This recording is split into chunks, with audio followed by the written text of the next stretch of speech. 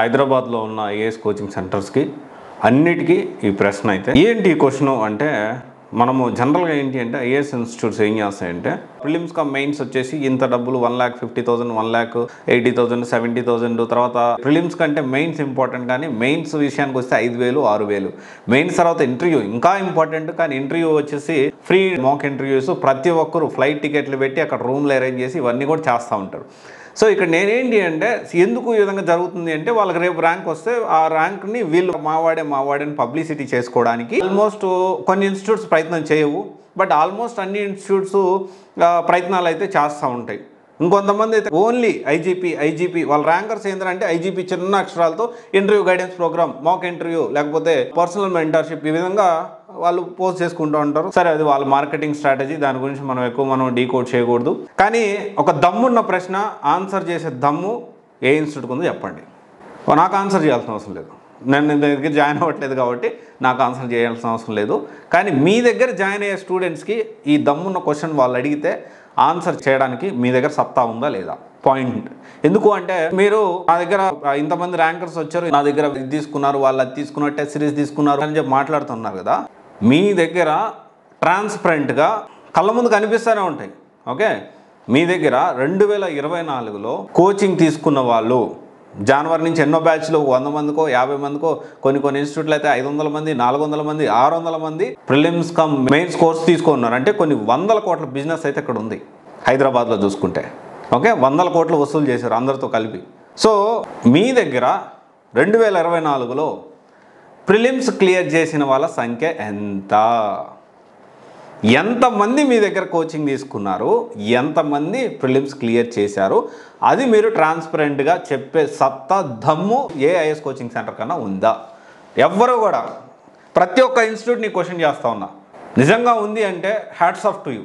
నేను ఖచ్చితంగా మీ ముందు నుంచొని దానికి సంబంధించి మొత్తం కూడా అందరికీ చెప్తాను. నేను ఎందుకు ఈ మాట మాట్లాడుతున్నానంటే కొంతమంది చెప్తున్నారు పాపం వాళ్ళ స్టూడెంట్స్కి, అరే బాబు ప్రిలిమ్స్ మెయిన్స్ చేసిన వాళ్ళు వీళ్ళు అని చెప్పి వాళ్ళు ఎక్కువ ప్రమోషన్స్ చేసుకోవట్లేదు. కానీ కొంతమంది డప్పులు కొట్టుకుంటూ సన్మానాలు చేస్తూ ర్యాంకర్స్కి, అంటే వీళ్ళ ప్రొజెక్షన్ అసలు ఆ ర్యాంకర్ కూడా తెలియదు. ఆ ఇన్స్టిట్యూట్ ఆ రకంగా ఇతన్ని ప్రమోట్ చేసుకుంటుంది, అతను ర్యాంకర్ అనే విషయం ఈవెన్ ర్యాంకర్ కూడా తెలియదు. ఏంటంటే ర్యాంక్ వచ్చిన తర్వాత పిలుస్తారు, కథం కేకులు కట్ చేపిస్తారు, ర్యాలీలు తీపిస్తారు, 1000-10,000 వాళ్ళలో రోడ్డు మీద వేలుస్తారు, డప్పులు కొట్టిస్తారు. ప్రతి ఒక్క ఇన్స్టిట్యూట్కి ఎవ్రీ ఇన్స్టిట్యూట్కి క్వశ్చన్ అయితే ఇస్తా ఉన్నా.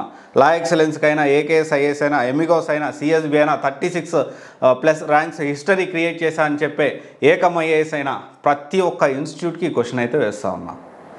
నిజంగా మీ దగ్గర ఎంతమంది ప్రిలిమ్స్ కమ్ మెయిన్స్ ఎంతమంది తీసుకున్నారు, ఎంతమంది క్లియర్ చేశారు? అండ్ ఐ హ్యావ్ సీన్ ఏదైతే కొన్ని ఇన్స్టిట్యూట్స్ లైక్ ఏకేఎస్ కానివ్వండి, లా ఎక్సలెన్స్ కానివ్వండి, కొన్ని ఇన్స్టిట్యూట్స్ వాళ్ళు జెన్యూన్గా కొన్ని ర్యాంక్స్ అయితే వేసుకున్నారు.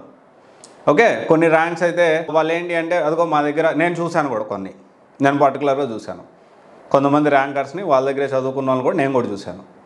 ఓకే, సో వాళ్ళకు కూడా అందరికీ ఈ క్వశ్చన్ అనే ఎవరు ఎగ్జామ్షన్ కాదు. నేను చూశానని వాళ్ళ దగ్గర బాగుందని నేనేం చెప్పట్లేదు, అది మీరు తెలుసుకోండి. 2024కు సంబంధించి ప్రతి ఇన్స్టిట్యూటు ఎంతమంది మీరు ట్రైన్ చేశారు, ఎంతమందిని ప్రిలిమ్స్ క్లియర్ చేశారు 2024 మెయిన్స్కి అందరూ ప్రిపేర్ అవుతున్నారు కదా, అది చెప్పగలుగుతారా?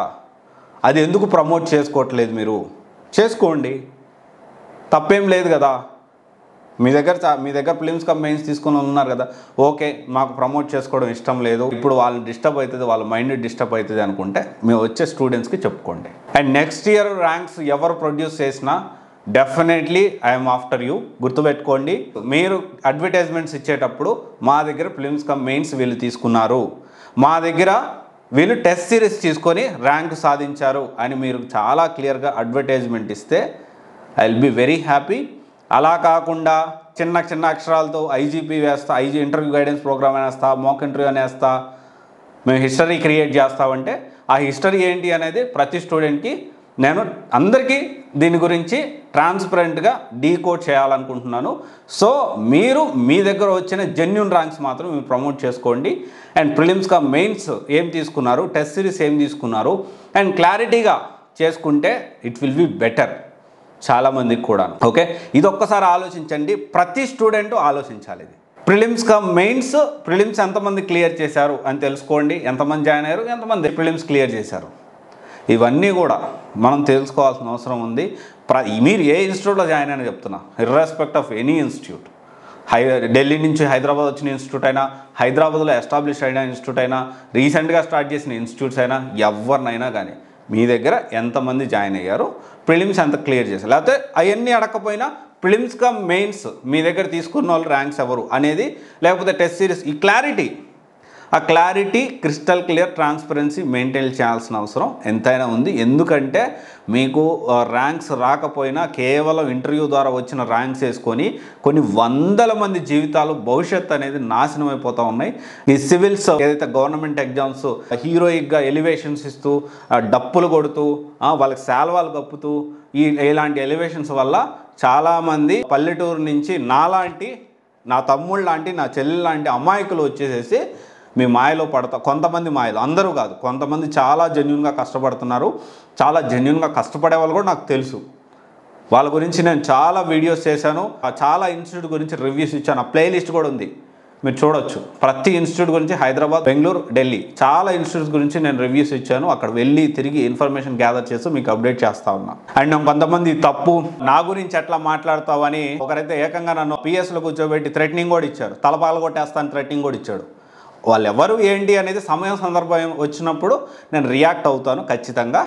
కానీ ఇప్పుడు అప్రస్తుతమని నేను సైలెంట్గా ఉన్నాను. అప్పటి వరకు నేను ముందుకు తీసుకెళ్లాలనుకోవట్లేదు, మనకు అంత టైం లేదు కాబట్టి దాని మీద నేను ఫోకస్ చేయలేదు.